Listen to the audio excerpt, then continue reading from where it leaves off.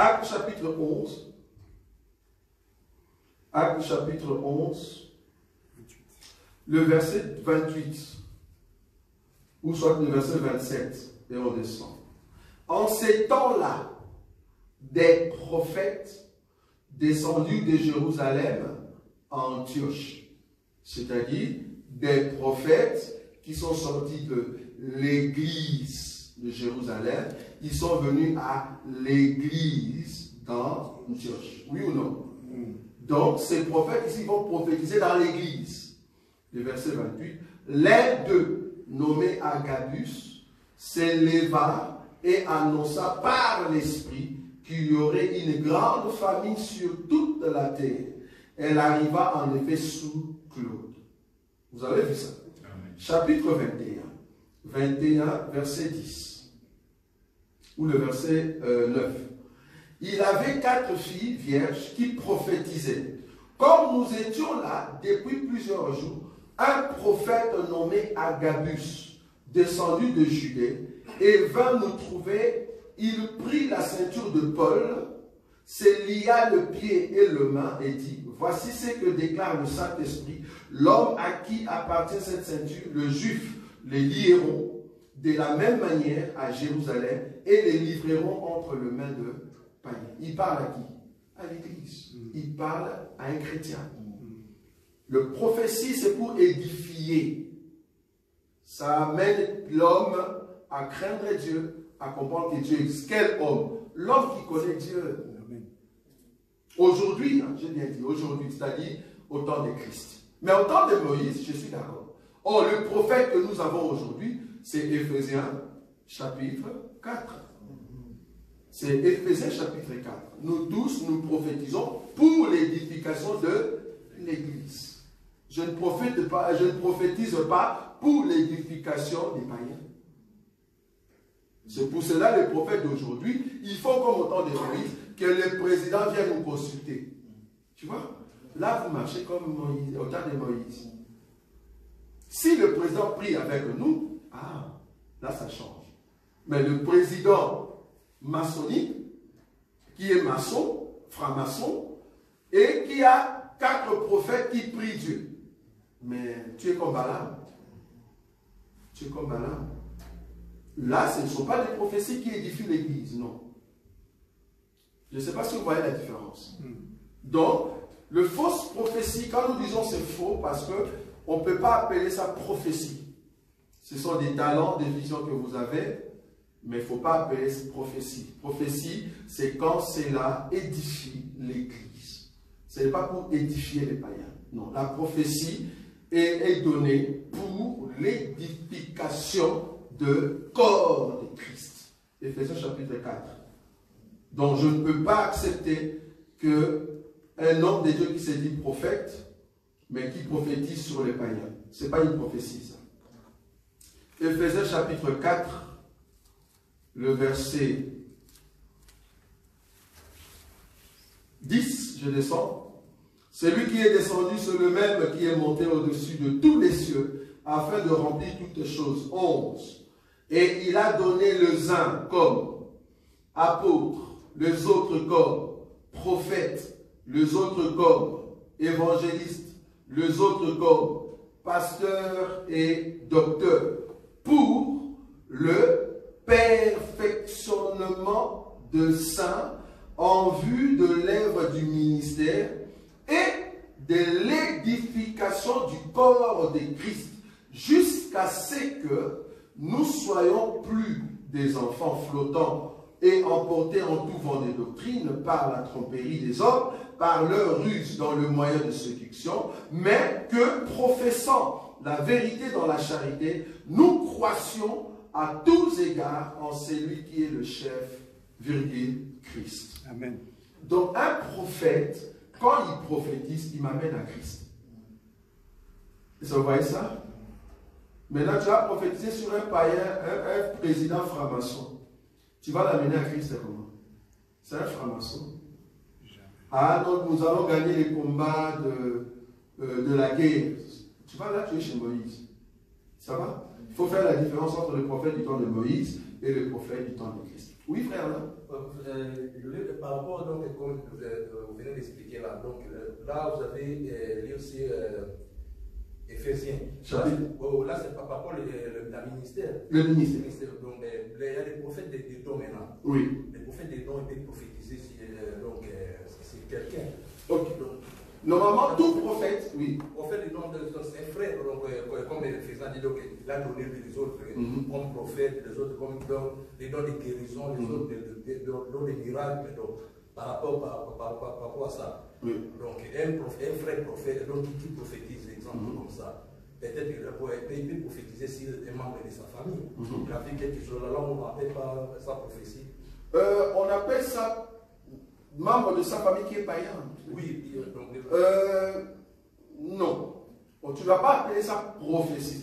Le problème est que nous donnons un terme qui n'est pas juste à ce que nous avons fait. C'est-à-dire, pour que ça soit une prophétie, il faut que ça édifie. Édifie qui? Pas un païen. Par rapport à ça, je vois donc un frère donc, qui a le don de guérison. Le don de guérison. Il y a un membre de la famille, ou bien un ministre ou un président qui est malade comme ça, ou bien un membre de ma famille qui est païen, qui est malade. Donc, les dons que j'ai, donc, je suis parti, donc j'ai trouvé qu'il est malade, donc je suis parti, donc j'ai prié pour lui et il l'a guéri. On appelle ça comme oui, c'est aussi un don de guérison, oui, je suis d'accord. C'est-à-dire, c'est aussi un don de guérison, mais tu vas voir que le don de guérison s'opère souvent. Souvent, c'est quand la personne vient vers toi. Ça va? On est d'accord. C'est-à-dire, souvent, en tout cas, c'est par rapport au peuple qui vient vers la personne qui a le don de guérison. Mais toi-même, si tu as le don de guérison, est-ce que tu serais tenté d'aller dans des hôpitaux et commencer à prier pour tout le monde? Non, dans le sens que membre de famille, oui, tu peux aller prier. Voilà. Mais là, maintenant, Dieu va au fait, si Dieu veut opérer un miracle dans la vie de la personne, c'est parce que Dieu veut l'amener au Seigneur. Là, ça change.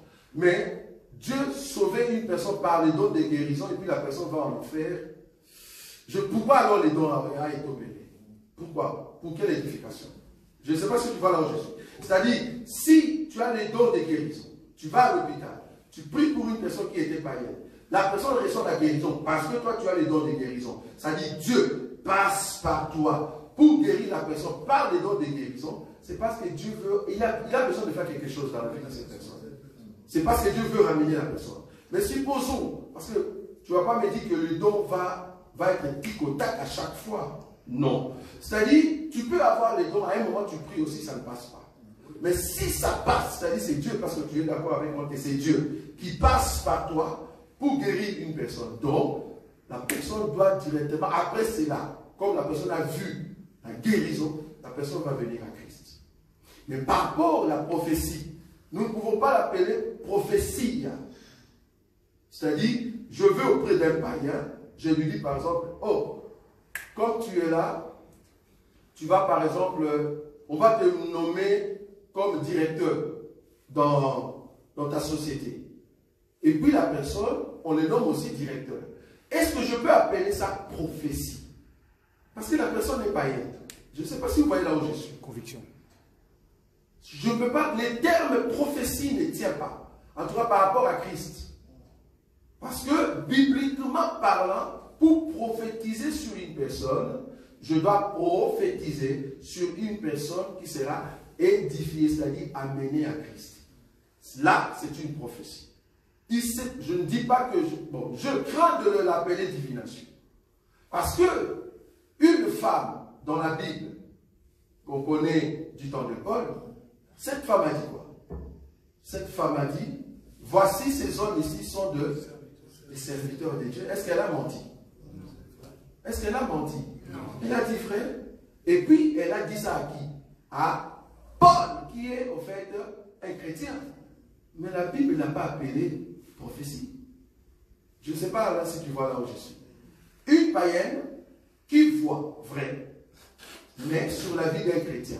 Est-ce que je vais l'appeler prophétie? La Bible ne l'appelle pas prophétie. Je ne sais pas si tu vois. Je change là la veste. Hein. Toi, tu es chrétien, tu prophétises sur un païen. Maintenant, tu changes la veste. Un païen qui parle sur toi des choses à venir, est-ce qu'on va l'appeler prophétie? Bibliquement parlant.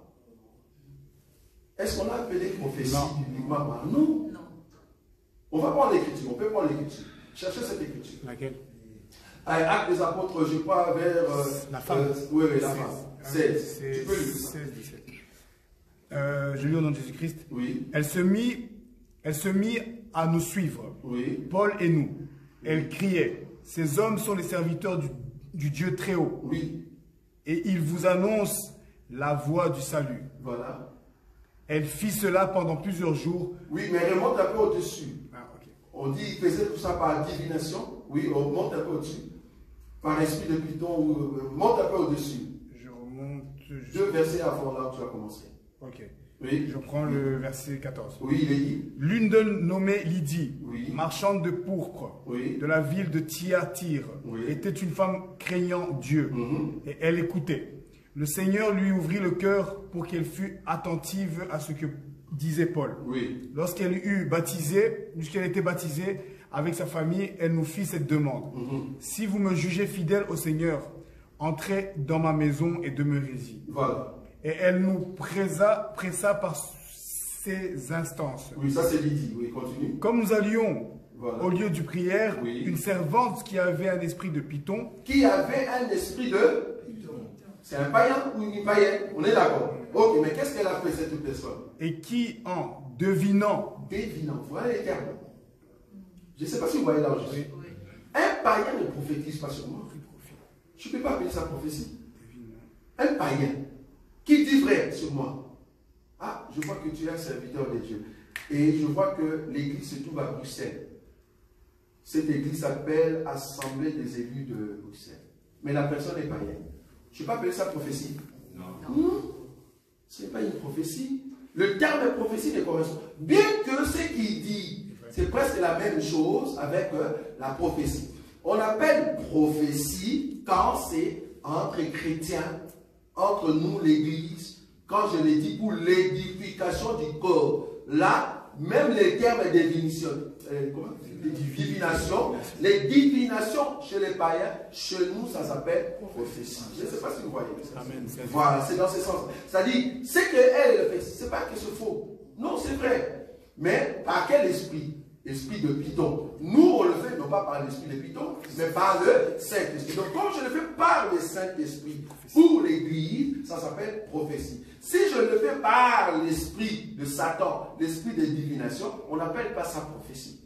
Non, là, je comprends. Parce que non, les païens, comme on voyait donc au temps ancien, les voyants. Voilà, merci beaucoup. Ils sont Voyants. donc même des pasteurs ou des prophètes dans les De voyants, on comprend, mais les positions que moi je suis donc comme les enfants dédiés. Nous, on est des enfants dédiés. Oui. On y a mis donc les dons là pour l'édification de l'église. Donc les prophéties pour l'édification de l'église. Même les guérisons, les miracles, tout ça, ou les songes, tous ces dons-là, c'est pour l'édification de l'église. Je suis d'accord. Mais quand je fais ça, je prie pour quelqu'un, je vais prier pour un païen. Oui. Quand je prie pour quelqu'un qui est païen, donc je prie pour lui. Il est guéri. Donc là aussi, donc, par rapport à l'autre, là on accepte peut-être pour la prière des guérisons, on accepte même pour la prophétie. Là, mais, Bon. c'est le point que moi je vois que comme un enfant dédié, je vois pas mal donc pour prophétiser peut-être pour sur un païen. Pour peut-être la prophétie que je peux donner, ça peut ramener au lieu de païen aussi donc là nous sommes, mais c'est ce que je dis. Prophétie aussi. Oui. Si la ramène pas donc dans le chemin de Dieu, au moins que j'ai prophétisé, je l'ai prévenu peut-être. Donc c'est ça le problème. Oui, je suis d'accord, mais le problème est que tu vois là où la première partie que tu as dit, ça j'ai l'écriture, ça je sais le prouver dans les écritures. Tu vois, ça j'ai une écriture où un chrétien a prophétisé sur un païen et le païen après est venu au Seigneur. C'est ce que j'ai dit tout à l'heure. C'est-à-dire si Dieu veut opérer cela, c'est parce qu'il veut ramener la personne. Mais je viens prophétiser sur un païen et il n'y a pas de fruit. C'est-à-dire il n'y a pas d'édification. Bon, est-ce que je vais l'appeler prophétie? Parce que la prophétie édifie. Bon, ce qui est vrai, je manque le terme qu'il faut dire à ces moments-là. Bon, ce qui est vrai, on a trouvé les termes d'un païen qui entre guillemets, prophétise sur moi. La Bible ne l'appelle pas prophétie, la Bible parle de divination. Ok, on a trouvé le terme. Quand un païen prophétise sur toi, on n'appelle pas ça prophétie, on appelle ça divination. Mais par contre, quand un chrétien prophétise sur un païen, et que le païen ne viendra pas au Seigneur, le païen ira en enfer, est-ce qu'on peut l'appeler prophétie? Parce que est-ce que ça va lui édifier? Ou exemple, donc un enfant, Dieu peut te donner un message pour les pays. Ça, je suis d'accord. Donc, quand on dit les pays, il y a des païens, il y a aussi des enfants de Dieu. Oui. Mais ils donnent un message clair donc, pour les pays. C'est ça, on appelle ça. Wow, pour les pays. Ça aussi, c'est trop fort. Le message pour le pays, je suis d'accord. C'est-à-dire, par exemple, je te dis pour la Belgique, ça va, que la Belgique va faire ça et ça et ça, mais tu vas le dire où? Ici à l'église. Oui, c'est ça. Voilà. Par exemple, nous avons dit que cette année, il y aura des choses, mais nous l'avons dit ici à l'église. Je ne sais pas si vous voyez là où je suis. Mais est-ce que je peux aller dire au roi? C'est l'internet. Voilà, non, au roi. Parce que le roi est comme le connu. Je viens, Dieu m'a dit que la Belgique, comme vous êtes là, tac, tac, tac, tac, tac. Parce qu'en réalité, ça ne va pas les édifier. Mais si je l'ai dit à l'église, nous nous préservons. Donc Dieu me donne un message pour les pays, mais pour qui exactement? C'est pour que l'église se préserve. Je ne sais pas si vous voyez là où je suis. C'est juste, Dieu peut me donner le message d'un pays, oui. Dans le pays en question, il y a des païens, oui. Mais je veux le dire à qui? Je le dis à l'église. Pour que l'église soit édifiée. Je ne sais pas si vous voyez un peu. Donc ici, je manque le mot pour dire que... voilà, je prophétisais sur un païen, mais ces païens, par exemple, j'ai vu la mort. La mort, par exemple, on peut voir, non? J'ai vu la mort. Je n'ai pas appelé ça juste vision. Je ne vais pas lier ma vision avec prophétie. Je ne sais pas si tu vois là où je suis. Toute vision, est-ce que toute vision est une prophétie? Je dirais non. Dès que la vision va s'opérer, je ne sais pas si tu comprends pas, Alain. Donc, j'ai vu une vision sur une personne. Je dis, j'ai vu ça sur toi. Et puis la chose arrive. Est-ce que je vais l'appeler prophétie? Non, je peux dire seulement une vision, par exemple. J'ai vu une vision sur toi. Et puis la vision arrive. J'ai vu que tu as fait un accident et ton pied était cassé. Et puis effectivement, 2 jours après, la chose arrive. Est-ce que je peux appeler ça prophétie? Je peux dire seulement vision. J'ai le don des visions, oui. Mais le faire entrer dans les cadres, dans ces cadres-là, prophétie, c'est là-bas que je manque. Je ne sais pas si tu vois là où je suis. Ça va? Donc je peux l'appeler vision. Donc je peux avoir des visions juste sur un païen. Oui, c'est juste. Oui, frère. Je pense que le mot que vous cherchez, c'est prédiction. Parce que c'est la définition ici, elle dit expression d'une conjecture, d'une hypothèse sur des événements à venir. Oui. Prédiction. Bon, pour un enfant de Dieu, je ne pense pas que c'est la prédiction, non. Là, c'est pour les... Non, vision. Moi, en tout cas, je resterai plutôt vision. Okay. Un enfant de Dieu peut avoir une vision sur un païen. Donc, la vision sur un païen, ça ne s'appelle pas prophétie. Mais la vision sur un chrétien, pour que le chrétien s'édifie, ça s'appelle prophétie. C'est comme ça que je peux le voir. Je ne sais pas si tu as vu, frère. Ouais. Donc, ce n'est pas que je prophétise sur les païens.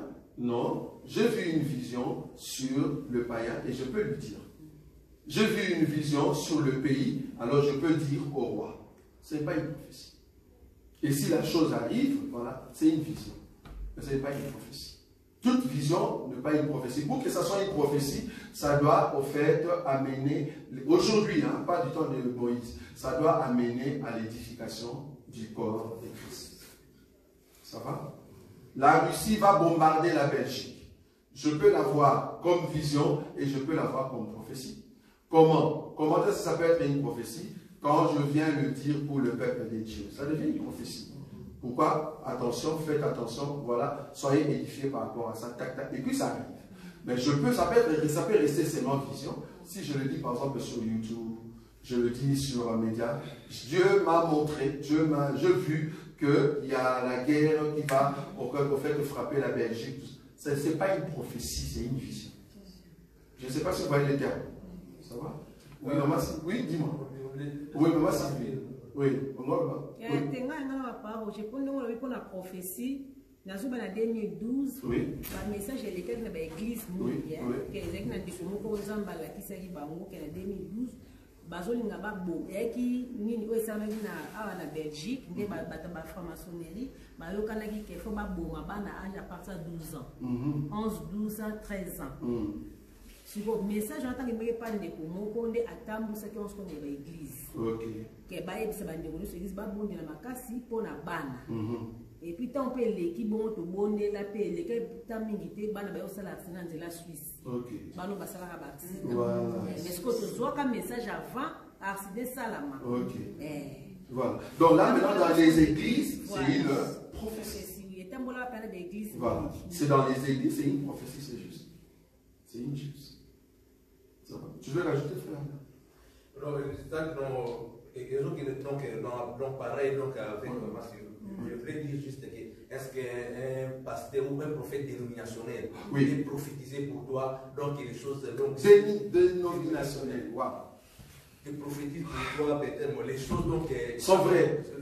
Mais alors qu'il est dénominationnel, c'est-à-dire il n'est pas dans les choses de Dieu.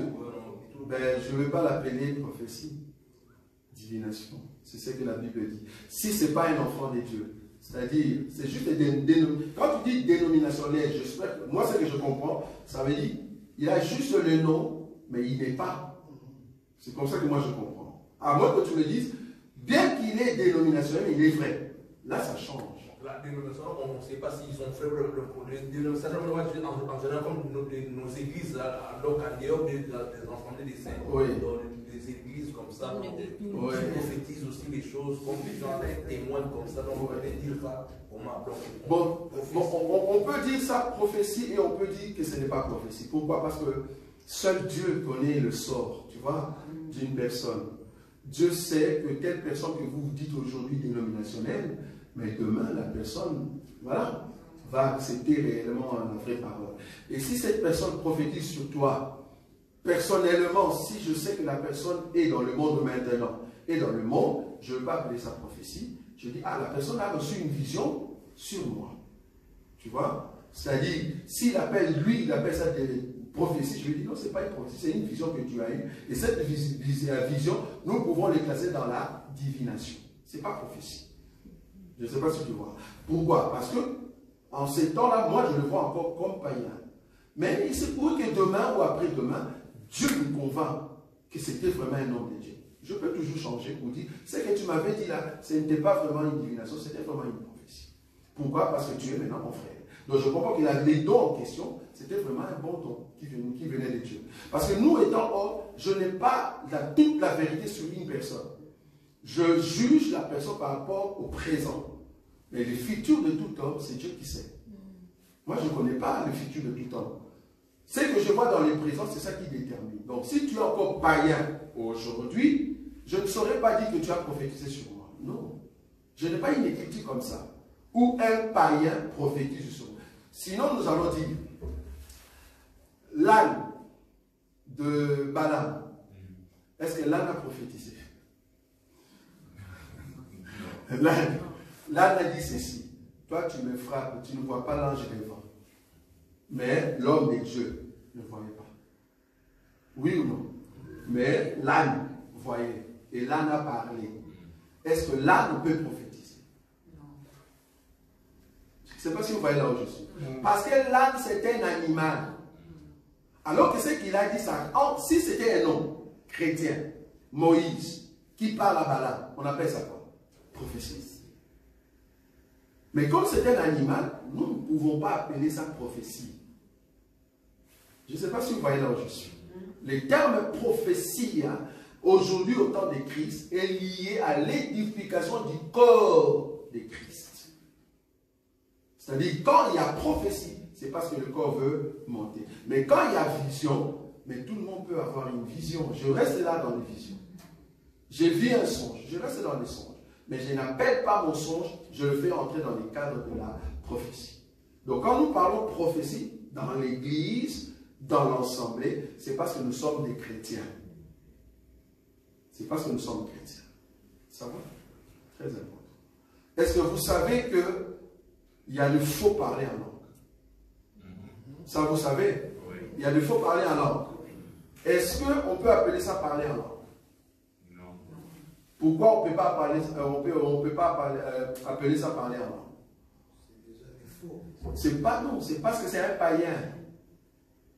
C'est un païen. Parce que le faux, on a deux faux. Le faux, c'est quand il n'y a pas d'interprétation. Et le faux, c'est quand les païens, c'est les païens qui en parlent.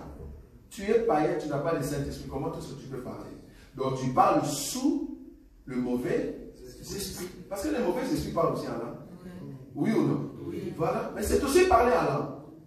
Oui ou non? C'est parler en langue, mais faux. Pourquoi? Parce que la personne qui en parle n'a pas le Saint-Esprit. Alors je ne peux pas appeler ça parler en langue. Non. J'appelle parler en langue parce que toi et moi, nous avons le Saint-Esprit. Alors que le même parole que tu as utilisé, lui aussi peut l'utiliser dans la langue de Satan. C'est-à-dire la langue des démons. Je vais donner un exemple. Nous sommes ici. Quelqu'un d'entre nous ici commence à parler le Kurdistan. Ici comme nous sommes. On n'a jamais été à Kurdistan. On est d'accord? Est-ce que vous êtes d'accord que quand nous parlons ici à l'église, nous parlons le Kurdistan, c'est parce que c'est sous l'inspiration du Saint-Esprit. On est d'accord? Ça s'appelle parler en langue. Et qu'il y a interprétation. Même là où on a le Kurdistan, est-ce que tu sais que dans le monde de diable, il y a aussi d'autres personnes sous la puissance des trans. Ils peuvent parler la même langue. Mais j'appelle pas ça parler en langue. Je ne sais pas si vous voyez ça. J'appelle parler en langue parce que c'est sous l'inspiration du Saint-Esprit. Mais la même langue, même les démons peuvent en parler. Mais je n'appelle pas ça parler en langue. Maintenant, vous avez compris, non? Voilà. C'est dans ce sens-là. Donc, la prophétie, c'est lié à l'Église. L'autre, ça peut rester seulement une vision. Parce que je suis d'accord et certifié qu'un païen peut avoir une vision. Je suis d'accord. Mais un païen ne peut pas avoir une prophétie. Non. Ce n'est pas possible. Je suis d'accord qu'un païen peut prêcher, mais un païen n'a pas les ministères. Oui ou non? S'il vient au milieu de nous, il capte comment est-ce que tu parles, tac, tac, tac, il n'a jamais reçu le Seigneur. Ce qu'il fait dehors, il fait quoi? Il prêche. Il peut avoir même l'église. Le franc-maçon, tout ça, tous ces gens, ils ont des églises, non? Ils prêchent, mais ils n'ont pas les ministères. Est-ce que vous voyez? Il peut parler comme nous, mais ils n'ont pas les ministères. Donc je ne peux pas en aucun cas croire qu'il a les ministères. Non, les ministères parlent. Parce que pour avoir le ministère, il faut avoir Christ. Or, la personne n'a pas Christ. Donc, il peut prêcher, mais il n'a pas de ministère. Ça va? Plus de questions? En ligne, non. Je regarde. Non? Il est quelle heure? Il est moins le quart. Moins le quart. 19h45. Vous n'avez plus de questions? C'était très bien, frère. J'ai beaucoup aimé. Parce que c'est la précision. C'est ce qui a fait que... Oui, il y a une question, l'homme de Dieu. Oui. Oui. Et notre bien-aimé Christian Owen, oui. Il dit un prophète qui est tombé dans les péchés et continue de demeurer dedans. Oui. Est-il possible qu'il continue à prophétiser juste? Ah, ça c'est très bon ça. Un prophète qui est tombé et qui continue de tomber là-dedans, est-ce qu'il peut continuer à avoir toujours ces dons-là de prophétie? Oui. Pourquoi oui? Parce que c'était un don. Dieu ne se répand jamais de ses dons. Amen. C'était un don qu'on lui avait donné. Et puis tu as bien dit, c'est un prophète. Il est tombé. Donc vouloir ou pas, un jour, il va se relever. Il demeure là-dedans, mais il va se relever. Si ce n'est pas un prophète, donc c'est un faux. Donc du coup, je ne vais pas appeler ça prophétie. Ça va? Mais là, la question, si j'ai bien compris, c'est un prophète. Mais qui est tombé et qui demeure encore là-dedans, mais il continue à prophétiser vrai. Oui, c'est un don. C'est comme les dons de guérison que le frère Alain a dit tout à l'heure. Le don, parce qu'il y a d'autres qui pensent que quand tu es dans le péché alors que tu as un don, les dons ne s'opèrent plus. Non. Les dons, en fait, c'est un don. C'est comme si je te donnais une voiture avec la clé, nous étions gentils avec toi. Cela ne veut pas dire qu'on n'aura pas de différents. Est-ce que parce qu'on a eu de différents, je dois reprendre mon don? Non, le don est toujours là. Est-ce que ce n'est pas dans ce sens que dans cette écriture qui dit que n'attristez pas le Saint-Esprit? Parce que c'est le Saint-Esprit qui opère. Voilà. Alors quand vous attristez le Saint-Esprit, est-ce que dans ce sens-là, le don sera toujours opérationnel? Bien sûr, la tristesse du Saint-Esprit ne veut pas dire qu'il ne sera plus opérationnel. Il est triste par rapport à un acte.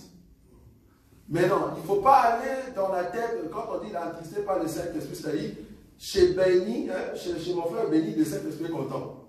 Mais chez moi, il est attristé. C'est-à-dire, on a un Saint-Esprit qui est de ce côté, il rigole, et de l'autre côté, il est comme ça. Non, il ne faut pas avoir ces pensées-là. Quand on dit n'attristez pas le Saint-Esprit, ça dit en toi-même, dans ta conscience, tu sais que j'étais tombé telle place, donc je dois me relever, si tu es dans le bon. Parce que pour attrister le Saint-Esprit, il faut être un enfant de Dieu. Si toi tu es païen, comment tu vas attrister le Saint-Esprit? Un païen ne peut pas attrister le Saint-Esprit, parce qu'il n'a pas le Saint-Esprit. Toute personne qui attriste le Saint-Esprit, vouloir ou pas, tu iras au ciel. Amen. Oui ou non? Amen. Oui. Pourquoi? Parce qu'il a le Saint-Esprit. Il a le Saint-Esprit. Tu as juste attristé le Saint-Esprit. Tu es tombé, vouloir ou pas, tu vas te relever. Maintenant, est-ce que les dons du Saint-Esprit en toi ne va plus s'opérer? Bien sûr, ça va s'opérer. Ça va toujours s'opérer, mais peut-être l'intensité, la dimension, même pour ceux qui voient. Remarquez que ceux qui sont des prophètes, si tu es dans la faiblesse, la vision devient un peu floue. Je ne sais pas si vous savez ça. La vision devient floue. Mais tu vois quand même, mais la vision devient floue. La puissance de la guérison, si tu es dans la prière concentrée, c'est que tu dégages par rapport si tu es faible dans la prière, ce n'est pas la même chose. Voilà. Mais cela ne veut pas dire que tu vas aller en enfer. Non, tu as juste attristé le Saint-Esprit. Les dons est toujours là, mais ça s'affaiblit. Donc c'est toi au fait par ta manière. Il suffit que tu te relèves et puis c'est bon, oui. Oui, je crois que c'est dans ce sens. Quand on dit que quand la Bible dit que c'est l'Esprit qui opère tout cela. Oui. Alors qu'il est attristé, mais il continue à opérer. Oui. Alors, nous avons entendu aussi des témoignages. Un bien-aimé qui peut vous dire, écoute, moi, quand j'avais reçu le Seigneur avant, j'avais tel, je voyais comme ça, mais aujourd'hui, je ne vois plus rien. Oui. Bon, mais il est un frère ou bien une sœur dans l'église. S'il est dans le bon, c'est qu'il est au niveau de brisement. Au niveau de brisement, Dieu, c'est pas qu'il t'a enlevé tout ça, non. Dans le niveau de brisement, le Seigneur veut te ramener dans une autre dimension. Là, tu es dans les déserts.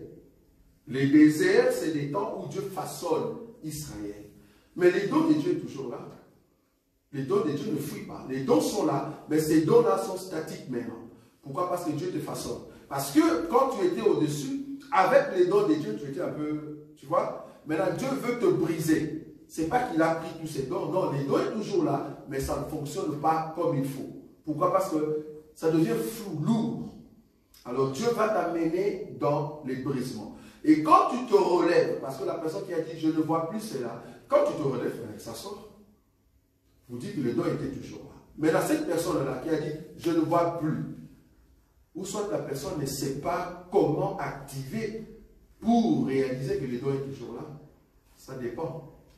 Je ne sais pas si tu vois là où je suis, ça dépend. Parce que moi je crois, avec la parole, qu'une personne qui a déjà Christ, le don n'est, voilà, Dieu ne va plus ôter ces dons. En tout cas, moi je le crois. Le don est toujours là, mais ce sont au fait nos péchés, ou soit notre transgression, qui étouffe les dons qui est déjà en toi. Mais le don est là. C'est juste retrouver la force et puis tu vas te relever. Ça va? Donc la tristesse du Saint-Esprit ne veut pas dire que le Saint-Esprit a fui. Non, le Saint-Esprit est toujours là et tu peux toujours agir avec le Saint-Esprit. Ok? Encore une question? C'est bien d'avoir des questions comme ça, c'est très important. Encore une question sur la prophétie. Oui, maman.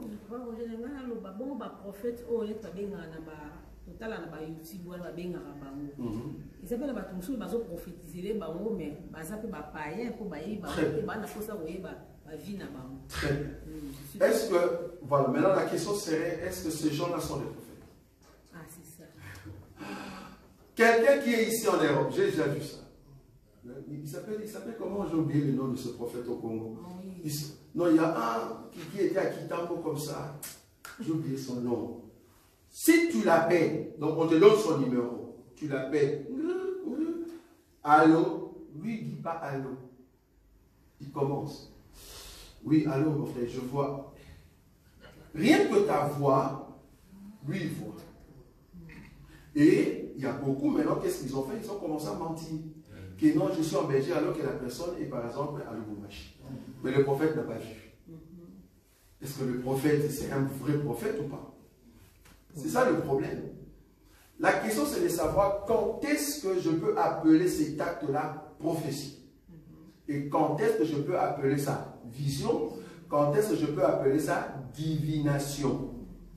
Ce sont les mêmes actes, hein, je souligne ici. Ce sont le même mouvement, mais quand est-ce qu'on l'appelle prophétie? Quand est-ce qu'on l'appelle vision? Quand est-ce qu'on l'appelle divination? Voilà. Donc, tu peux placer le même mouvement, chaque mot à sa place. Ça va? C'est comme j'avais dit la fois passée, j'ai fraudé dans un bus. Une personne qui n'a pas l'enseignement, elle va dire tu as péché. Oui ou non? Oui. J'ai fraudé dans un bus. Dans notre langage commun, comme on dit, dans notre langage commun, on dit ah frère, tu as péché. Est-ce que le frère a péché? Non. Le frère n'a pas péché. Oui ou non? Oui. C'est comme si vous avez peur. Non, il n'a pas péché. Si vous avez l'enseignement, il faut dire. Il n'a pas péché. Quelqu'un qui a fraudé dans un bus, est-ce que la personne a fraudé? Pardon, la personne a péché? Non. Non, la personne n'a pas péché. Qu'est-ce que la personne a fait? Il a branché. Il a branché. Il a transgressé. Ah oui, amen, amen. Tu as transgressé la loi du pays. Amen. Oh. Parce que si le pays, il dit ces jours-là, que tout le monde peut entrer dans un bus gratuit. Parce que le péché reste péché, oui ou non? Oui. Le péché restera toujours péché. Bon, ce jour-là, l'État a dit, aujourd'hui c'est gratuit. Donc le péché n'est plus péché, quoi. Ça n'a pas de sens. Le péché reste toujours péché. Ça s'appelle transgresser la loi du pays. Il faut toujours avoir la différence entre péché, transgression, offense. Si tu ne sais pas, tu vas dire, ah non, c'est au fait, il a péché. Jésus n'a pas péché, oui ou non? Jésus n'avait pas péché, vous êtes d'accord, non? Oui. Jésus n'avait pas péché, oui ou non? Oui. Mais Jésus avait offensé, oui ou non? Oui. Jésus avait offensé. Il a offensé les pharisiens. Malheur à vous, tombeau blanchi. Il a offensé. Il a offensé le pharisien. Mais offenser quelqu'un, ce n'est pas péché. C'est pour ça qu'il reste toujours pur. Oui ou non? Oui. Nous avons beaucoup d'écritures, frère. Oui, l'homme des yeux. Nous avons la question de notre bien-aimé, Gabi Elonga. Oui. Pose la question de savoir, par rapport à ce que nous avons parlé des dons, oui. Il dit c'est ça. Comment activer ces dons? Ah, super. C'est la prière. Activation, c'est la concentration dans la prière et dans l'enseignement, c'est tout. Parce que tu vas voir que le temps où il y a étouffement de dons, c'est parce que tu es trop distrait. Tu es trop sur TikTok, trop sur Facebook, YouTube. Ces temps-là, ça diminue ta concentration. Parce que vouloir ou pas, comme je dis, c'est une vision. Or, la vision, pour que ça soit clair, il faut que la concentration de l'esprit soit connectée juste. Tu vas voir qu'une personne qui sort d'un jeûne, prière de jeûne, cette personne voit clair qu'une personne qui a, je ne sais pas, tu es resté normal, tu mangeais tes foufous et tu es entré sur le match de Congo, tout ça. Mais une personne qui était concentrée à fond dans la présence du Seigneur, sans ces distractions, vouloir ou pas, la personne va voir clair. Donc, pour activer, c'est la prière et l'enseignement. Oui? La sœur Esther Mundele pose la question de savoir comment reconnaître une vraie prophétie. Amen. Une vraie prophétie, c'est ce que nous avons dit ici. Une vraie prophétie, premièrement, il faut que ça soit pour l'édification de corps de Christ. Deuxièmement, il faut que cette prophétie ait son accomplissement. Voilà. Et là, ça amène l'édification totale. Ça va? C'est ça une prophétie. Et une prophétie, ça ne parle pas du passé. Parce que beaucoup confondent. Je vois 3 semaines passer. Est-ce que c'est une prophétie? C'est quoi? Je te vois 3 semaines passer. 3 semaines passées. Ça s'appelle quoi? C'est une vision, oui, parole de connaissance. Beaucoup oublient. J'ai déjà donné cet enseignement ici. Si Dieu me montre quand tu avais 12 ans, ce n'est pas une prophétie. Parole de connaissance de ce qui est en toi. Je vois que tu es malade. Je vois qu'il y a un problème de rein. C'est une prophétie? Parole de connaissance. Amen. La prophétie parle toujours des choses qui arrivent et prépare la personne. C'est comme divination, comme j'ai dit. C'est comme une vision, quelque chose qui va arriver. Ça va? Oui. Il y a notre bien-aimé Nensala qui pose la question de savoir quelle est la différence entre péché et transgression. Merci. Péché et transgression. Nous avons dit ici, non? On a dit qu'il y a péché, transgression, offense. Offenser veut dire j'ai dérangé au fait de mon frère ou mon prochain. Transgresser, j'ai dérangé les autorités, l'État. Péché veut dire j'ai dérangé mon Dieu. Amen. Péché, c'est par rapport à Dieu, la loi de Dieu. Transgresser, c'est par rapport à la loi de l'État, la ville, le pays là où je suis. Offenser, c'est par rapport à la personne, mon prochain, mon frère. Ça va? C'est-à-dire, si je tue mon frère, je fais quoi? Je fais 2 choses. Je fais quoi? Premièrement, j'ai péché. Et deuxièmement, j'ai offensé. Ça va? C'est facile. J'avais dit ça ici. Si je tue mon frère, j'ai offensé à la famille de cette personne-là. Ça va? J'ai dérangé leur transaction. Et je péché contre quelle loi? Tu ne tueras pas. J'ai péché contre qui? Pas contre la personne, mais contre mon Dieu qui m'avait dit, tu ne tueras pas. J'ai volé dans un magasin, je fais deux fois faute, c'est-à-dire, j'ai volé dans le magasin. Qu'est-ce que je fais? J'ai offensé et péché. Ça va? Tu ne voleras pas. Là, je péché contre mon Dieu. J'ai offensé le propriétaire du magasin. Mais j'ai aussi transgressé. Je fais 3. J'ai transgressé la loi du pays qui dit tu ne voleras pas. À moins que dans ce pays, on peut dire tu peux voler. Mais si tu vois ce pays-là, je ne sais pas où ça se trouve.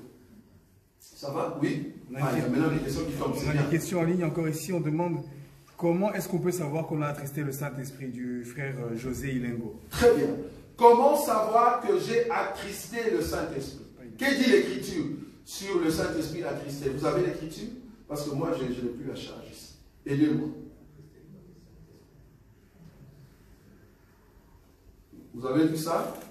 Oui, Ephésiens 4. Parce que moi, ici, je n'ai plus ma charge. Comment est-ce qu'on attriste le Saint-Esprit? Comment savoir que le Saint-Esprit est attristé? Est-ce que tu le sauras? Oui, verset 30. Je peux lire? Oui. Ephésiens 4. N'attristez pas le Saint-Esprit de Dieu par lequel vous avez été scellés pour le jour de la rédemption. Monte 2 versets au-dessus, et puis tu descends. Que celui qui dérobait ne dérobe plus, oui, mais plutôt qu'il travaille, en faisant de ses mains ce qui est bien, voilà, pour avoir de quoi donner à celui qui est dans le besoin. Voilà. Qu'il ne sorte de votre bouche aucune parole mauvaise, mais s'il y a lieu, quelques bonnes paroles qui servent à l'édification et communiquent une grâce à ceux qui l'entendent. N'attristez pas le Saint-Esprit de Dieu par lequel vous avez été scellés pour le jour de la rédemption. Que toute amertume, toute animosité, toute colère, toute clameur, toute calomnie et toute espèce de méchanceté disparaissent du milieu de vous. Soyez bons les uns envers les autres. Merci. Donc là, on nous explique au fait, quand on dit attrister veut dire quoi? Toi qui es chrétien, mais tu commets quelque chose qu'on a appelé ici brancher. Quand tu branches, on appelle ça dans ces termes ici attrister. Cela veut dire pourquoi tu l'as fait. Tu vois? Toi, en toi-même, tu vas sentir. Je vais donner un exemple pour ceux qui nous ont donné des témoignages. Toute personne qui demeure encore dans la masturbation Remarquez, si tu es un enfant des dieux réel et que tu fais la masturbation, normalement à la fin, tu vas sentir un remords terrible. Pourquoi tu l'as fait? Pourquoi? Le pourquoi là, tu vois ce pourquoi là, c'est là-bas que tu te dis non, j'ai mal fait. Je dois demander pardon. Et c'est là-bas que la personne commence à pleurer pour demander pardon. C'est pas que le Saint-Esprit a attristé comme ça, non. Quand on dit le Saint-Esprit ici, c'est la personne qui est en toi. Te dit pourquoi tu l'as fait par rapport à l'enseignement. Vous voyez? Parce que le Saint-Esprit en nous, c'est l'enseignement. Pourquoi tu as branché? Et c'est là-bas que tu te relèves. C'est ça attristé. Mais je dis ici, pour que tu sortes ça, il faut être un enfant de Dieu. Tu ne peux pas attrister le Saint-Esprit si tu n'as pas le Saint-Esprit de Dieu. Le païen n'attriste pas le Saint-Esprit. Non. Un païen ne peut pas attrister le Saint-Esprit, non. Parce qu'ils n'ont pas le Saint-Esprit. Il faut avoir le Saint-Esprit pour l'attrister. Ça va? Wow, il y a beaucoup de questions. Oui. Nous avons la question de notre bien-aimé Mwamba. Oui. Jai. Oui. Il pose la question de savoir est-ce que la parole de connaissance est limitée seulement aux chrétiens? Ah, super. C'est ce que nous avons dit ici, avec le frère. Donc, pour tout ce qui est des dons, hein, de 1 Corinthiens, je crois, chapitre 12, hein, c'est ça? 14. Non, de là où on parle de parole de connaissance, parole de guérison, don de c'est combien? C'est 12, non? Galates. Le 1 Corinthiens, hein, c'est ça? 1 Corinthiens 12. Je confonds toujours Galates, là où le fruit, tout ça, je confonds. Donc, là-bas, ce sont les dons qui sont donnés par le Saint-Esprit. Je veux qu'on puisse souligner ça. C'est-à-dire, ce don-là, de parole des connaissances, c'est donné par le Saint-Esprit. Est-ce que les diables peuvent aussi avoir une forme, je veux dire, une forme de parole des connaissances? Je posais une question. Est-ce que le diable peut avoir aussi une sorte de parole de connaissance? C'est-à-dire une personne qui est païenne, il dit, oh, je vois que tu es un homme de Dieu. Et je vois que dans ta vie, là, tu es malade. Dieu va te rencontrer. Je vois que tu avais peur. Est-ce que, mais que la personne est païenne? Oui. Est-ce qu'on appelle ça parole de connaissance? Non. Non. Pourquoi? Parce que ça ne vient pas par le Saint-Esprit. Donc, un païen peut avoir une forme de parole de connaissance. Mais je ne l'appelle pas don des paroles de connaissance. Je ne sais pas si vous voyez là où je suis. Le don des paroles de connaissance vient par le Saint-Esprit. Mais la même forme, les démons aussi les donnent. Les diables aussi les donnent. Mais je ne l'appelle pas parole de connaissance. Je ne sais pas si vous me comprenez là où je suis. Ok. Guérison, les dons de guérison. Nous voyons des guérisseurs traditionnels, oui, qui te guérissent aussi. Est-ce que je peux appeler ça don de guérison? Non. Je n'appelle pas ça don de guérison. Parce que les dons, ce n'est pas par le Saint-Esprit. Parce que lui, d'ailleurs, il va utiliser des herbes, tout ça. Moi, c'est juste la prière. Je prie et puis il y a la guérison. Donc, le mien, ça s'appelle don de guérison, mais l'autre, je ne peux pas l'appeler don de guérison parce que ce n'est pas par le Saint-Esprit. Donc, le démon aussi, ou le diable, peut donner une forme, je vais dire, forme comme si c'était le parole des connaissances, mais je ne peux pas l'appeler don des paroles des connaissances. Ça va? Oui? Non, j'allais dire, c'est par rapport au mot, on est mal habitué. Voilà. Même sur la prophétie, il faut l'analogie de la foi. Voilà. S'il n'y a pas de Saint-Esprit, il n'y a pas de la prophétie. Non, il n'y a pas. Comme on a été dans des églises où on parle de prophétie, c'est ça. C'est une erreur. C'est une erreur. Le terme de prophétie, c'est lié par le Saint-Esprit. Ça vient par le Saint-Esprit. Mais une personne peut diviner. Même chose, hein, c'est la même chose. Si je prophétise sur mon frère chrétien, demain, Dieu va te visiter, tu vas aller au boulot, ça va réussir. Je prophétise. Un païen qui vient et te dit, demain, tu vas aller au boulot, tu vas monter, ça va réussir, et on va te nommer tel poste. Ça réussit. Le païen ici, moi je suis là, comme c'est mon frère chrétien, moi je vais dire, je prophétisais sur mon frère. Mais le païen va dire, j'ai fait la divination. Vous voyez la différence? La même chose. Même chose, mais moi, chrétien, j'appelle ça prophétie. Les païens, c'est une divination. Vous voyez maintenant la différence? Oui. Oui, maman. Je voulais te demander, parce qu'au temps avec l'église, il y avait un frère assis de l'autre côté. Il y a frère et sœur. Oui. Le prophète a prophétisé, oh, Je ne sais pas, je vais comprendre, est-ce que vous regardez l'heure, prophétie ou bien, comment on dit, divination. Oui. Parce qu'à Télémissi, au frère Nzambalasinga, mets-toi debout, au serre Téléma, à Sangissi Bambouale, payez pour Balana. C'est ça, je voulais savoir, il a une vision, prophétie ou quoi? Bon, le problème ici, si on n'a pas un modèle, par exemple, est-ce qu'on peut se marier par prophétie? Bon, par prophétie, voilà la question. Je ne vois pas ce modèle-là. Si Dieu va faire ce modèle-là, la prophétie ne viendra pas en tout cas du pasteur. Il faut que l'un d'eux voit une prophétie, ou soit les deux ont vu la même prophétie. Parce que la conviction du mariage, ça ne vient pas du pasteur, même si tu es convaincu. Mais laisse que Dieu aussi montre aux mariés.